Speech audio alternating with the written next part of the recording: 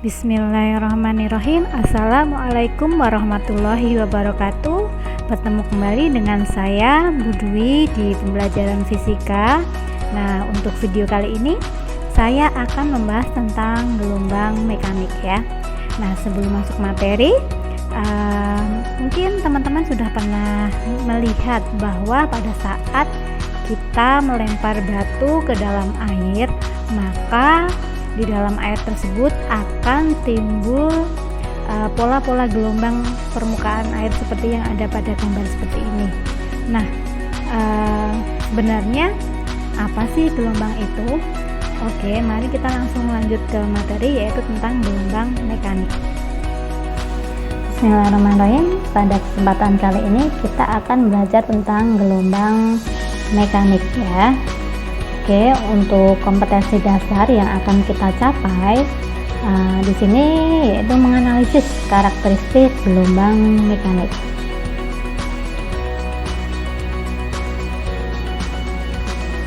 Nah, untuk gelombang itu sendiri ya, kita bisa klasifikasikan menjadi 3 jenis. Yang pertama adalah berdasarkan arah getarnya.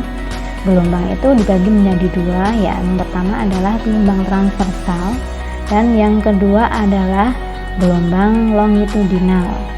Nah, untuk gelombang transversal itu sendiri adalah gelombang yang arah getarnya tegak lurus dengan arah perambatannya. Sedangkan gelombang longitudinal itu arah getarnya itu sejajar dengan arah perambatannya ya. Nah, kemudian yang kedua, kita bisa klasifikasikan gelombang itu berdasarkan amplitudonya. Nah, berdasarkan amplitudonya gelombang dibagi menjadi 2. Yang pertama adalah gelombang berjalan, yang kedua adalah gelombang stasioner. Nah, untuk gelombang berjalan itu sendiri dia memiliki amplitudo yang tetap, sedangkan untuk gelombang stasioner dia amplitudonya berubah-ubah. Nah, untuk gelombang berjalan dan gelombang stasioner ini nanti kita akan bahas di video selanjutnya ya.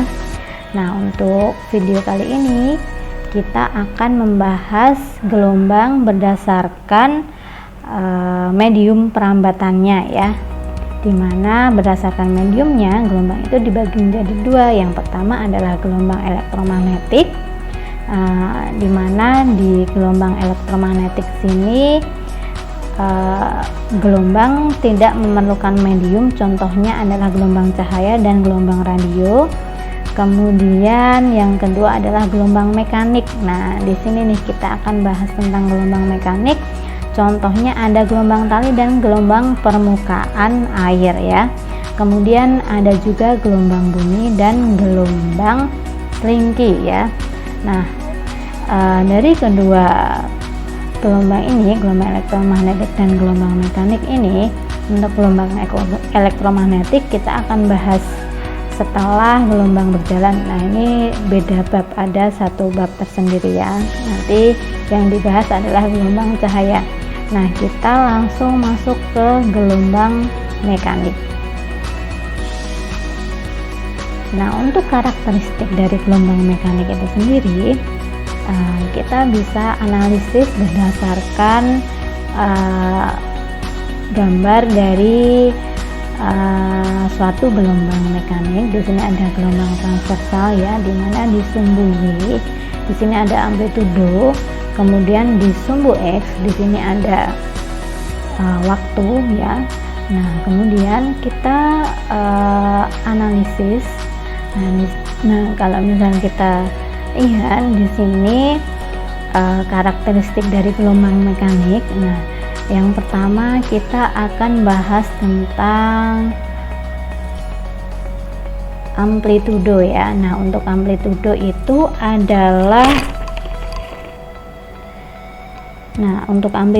itu adalah nilai mutlak simpangan terbesar. Nah, di sini adalah contohnya ada BB aksen atau D ke D aksen. Nah, di sini ya. Nah, simpangan terjauhnya. Nah, kita tarik dari sumbu X ini ya, dari sumbu X kita tarik ke atas ke sumbu Y.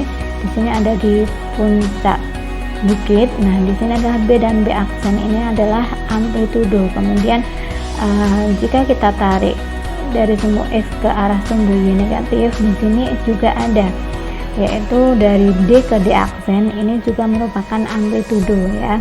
Nah, untuk amplitudo berarti adalah simpangan terbesar ya. Nah, untuk karakteristik yang kedua yaitu tentang panjang gelombang ya. Nah, untuk panjang gelombang atau lambda di sini didefinisikan sebagai satu bukit dan satu lembah. Nah, untuk satu panjang gelombang di sini yaitu dari A ke E, yaitu A, B, C, D, E. Nah, ini adalah satu gelombang, atau dari B ke F. Nah, di sini ya, dari puncak sini dari B kemudian ke F, ini juga merupakan satu panjang gelombang. Nah, kalau kita bisa lihat di sini itu ada satu bukit kemudian satu lembah, ini satu panjang gelombang, kemudian ini juga ada lagi satu bukit satu lembah. Nah, di gambar ini berarti ada dua lambda ya, dimana kalau lambdanya itu 10 meter, berarti dari A ke I di sini panjangnya adalah ada 20 meter, dimana ada dua lambda atau n-nya itu sama dengan 2 jumlah panjang gelombangnya. Nah, yang ketiga karakteristik yang perlu kita ketahui adalah tentang periode gelombang.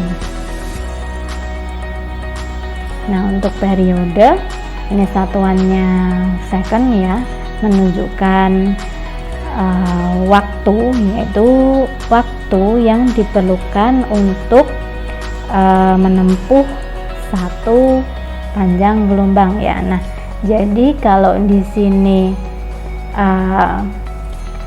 T-nya itu waktu yang diperlukan untuk menempuh satu panjang gelombang ya. Jadi ini tadi kan satu panjang gelombang dari A ke E. Nah, dari A ke E itu dia butuh waktu berapa? Nah, di sini kita lihat bahwa di sini itu butuh waktu 1 second seperti itu ya. Untuk yang keempat karakteristik dari gelombang mekanik yaitu tentang frekuensi. Nah, untuk definisi dari frekuensi itu sendiri adalah banyaknya satu gelombang tiap detik. Nah, jadi banyaknya satu gelombang tiap detik. Nah, jadi untuk n-nya itu banyaknya satu gelombang. Nah, ini n-nya ada 1, kemudian T-nya juga 1, sehingga kita peroleh 1 Hz seperti itu. Nah, kemudian ada yang namanya fase gelombang. Nah, ini untuk fase gelombang ya. Nah, fase gelombang itu adalah keadaan getaran suatu benda yang berkaitan dengan arah getar dan simpangannya, yaitu kalau kita ambil contoh di sini itu B sefase dengan F ya.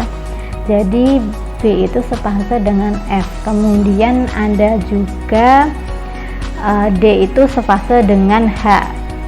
D sepase dengan H. D sepase dengan H.